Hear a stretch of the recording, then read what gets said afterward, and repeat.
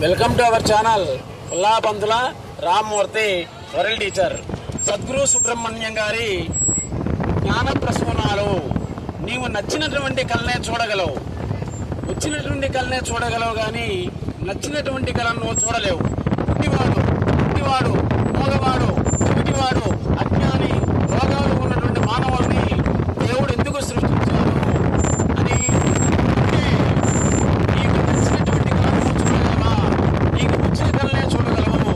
చిన్నపిల్లవాడు ఏ విధంగా అయితే మట్టితో బొమ్మలు తయారు చేసుకొని కొన్ని బొమ్మల్ని కుట్టి లెక్క తయారు చేసి వాడు ఆడుకున్నంతసేపు బొమ్మలతో ఆడుకొని అవతల పారేస్తాడు.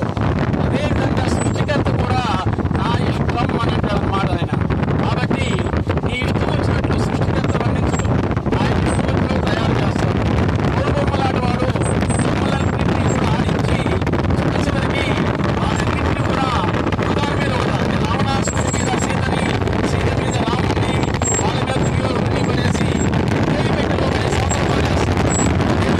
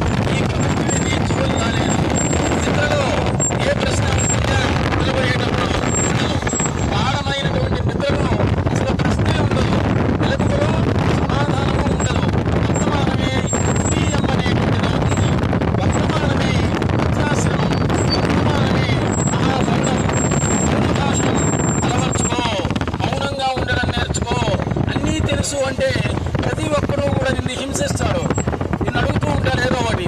నాకేమీ తెలియదు అన్నట్లయితే ఎవడు నీ జోలు రాడు. కాబట్టి అదే అహం స్వరూపం.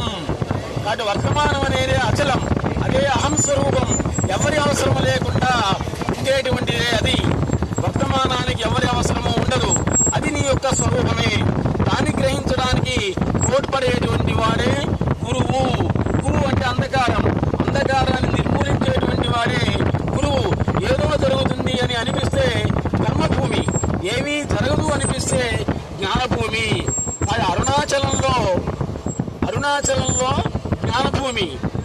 కాశీలో మరణించినట్లయితే పుణ్యం వస్తుంది అని అంటారు, కానీ అనిలాచలం శ్రీకాళహస్తిలో కాలు పెడితేనే మరణం వస్తుందని సద్గురు సుబ్రహ్మణ్యం గారు వివరించి చెప్పారు. అది అందరూ కూడా ఒకసారి సద్గురు సుబ్రహ్మణ్యం గారిని దర్శించి మీకున్నటువంటి అనుమానాలన్నీ కూడా తీర్చుకొని జ్ఞాన ప్రసూనాలు పంచుకోండి. Please subscribe our channel Pullapantula Ramamurthy world teacher. మన వీడియోలన్నీ కూడా జ్ఞానానికి సంబంధించినటువంటివి కాబట్టి ఉదయాన్నే 6:30 కానీ రాత్రిపూట అన్నం తిన్న తర్వాత టీవీలన్నీ కూడా ఆపేసి చూసినట్లయితే మీరు తప్పనిసరిగా మార్పు అనేటువంటిది వస్తుంది. మీలో ఉండేటువంటి అజ్ఞానం అనేటువంటిది వెలుగుపోయి జ్ఞాన ప్రసూనాలు మీరే తయారవుతారు. Please subscribe our channel Pullapantula Ramamurthy world teacher. నమస్తే.